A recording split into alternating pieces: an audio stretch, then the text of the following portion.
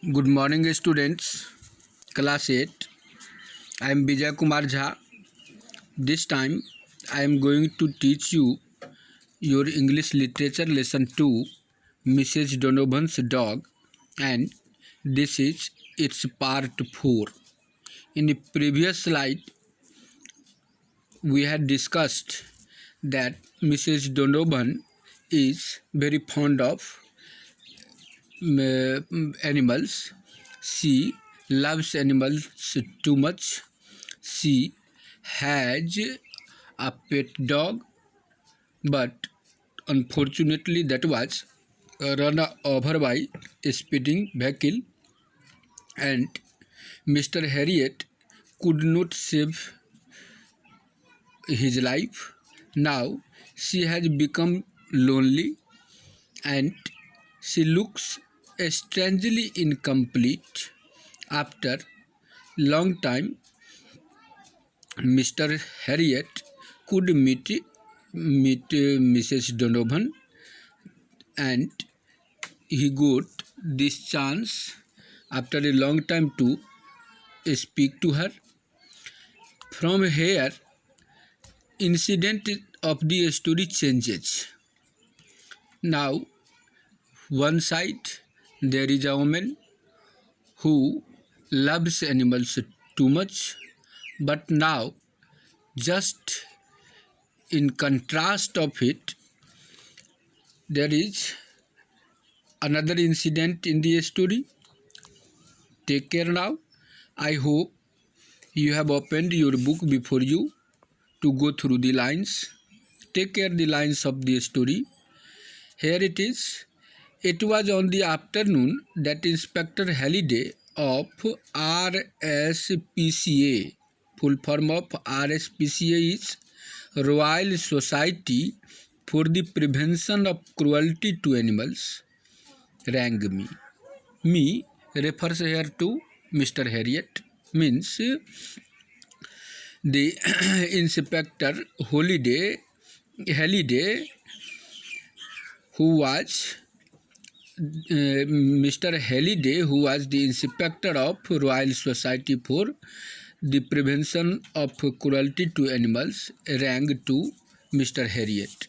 He said to Mr. Harriet that he would like him to come and see an animal with him, a cruelty case. Means Halliday called Mr. Harriet to see an animal. That animal had been facing a case of cruelty. Right, what is it? Mr. Harriet assured Mr. Halliday that he would come.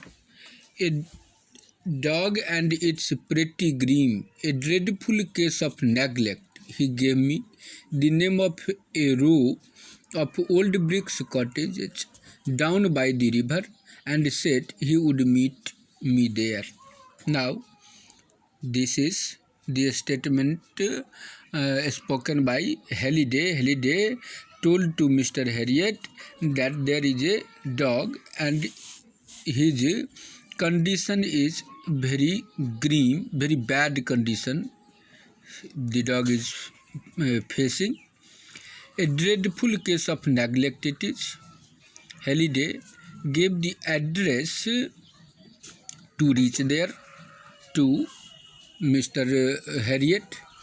Halliday was waiting for me as I pulled up in the back lane behind the house. As soon as Mr. Harriet reached here, he saw that Halliday was waiting for him already.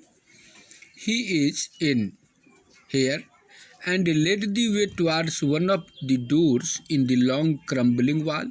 A few curious people were hanging around, and with a feeling of inevitability, I recognized a gnome-like brown face.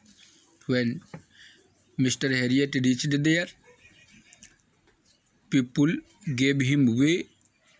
When he reached at the site, Mr. Harriet saw that many people were standing there.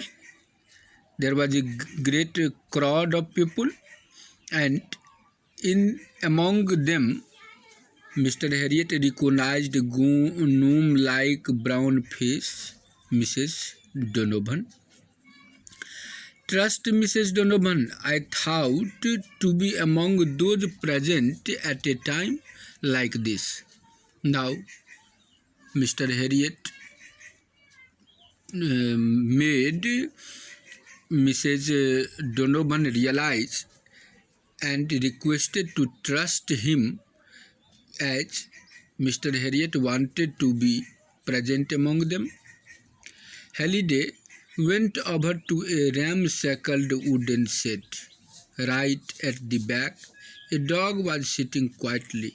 Now, Halliday reached to the dog, where the dog was sitting quietly. I did not notice him immediately because of the gloom and because the smell in the shed started me coughing. But as I drew closer, I saw that he was a big animal.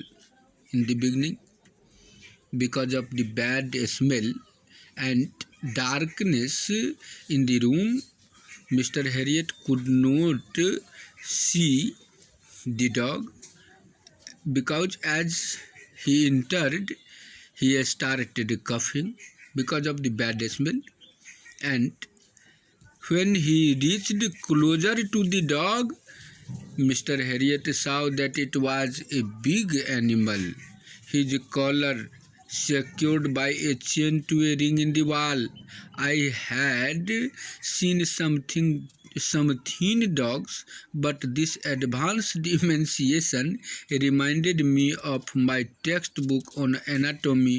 Nowhere else did the bones of the pelvis, face, and rib cage stand out with such horrifying clarity.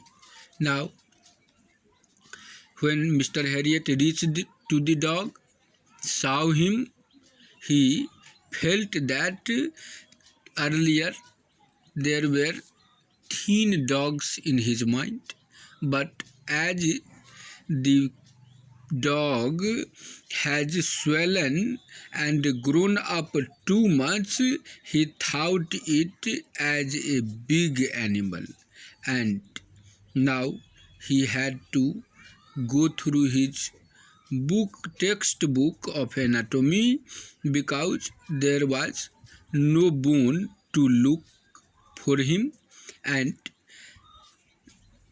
the situation of the dog was horrifying.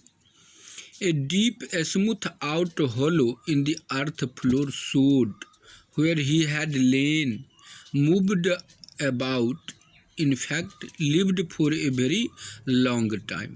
Now, where the dog was sitting, there was a ditch in the floor, and in fact, the dog was living there for a long time. The sight of the animal had a stupefying effect on me. I only half took in the rest of the scene. Now, the situation of the dog was so horrible that Mr. Harriet did not feel himself able to stand for much of the time there. "Look at his back end," Halliday muttered. Muttered means, write down here, M-U-T-T-E-R-E-D,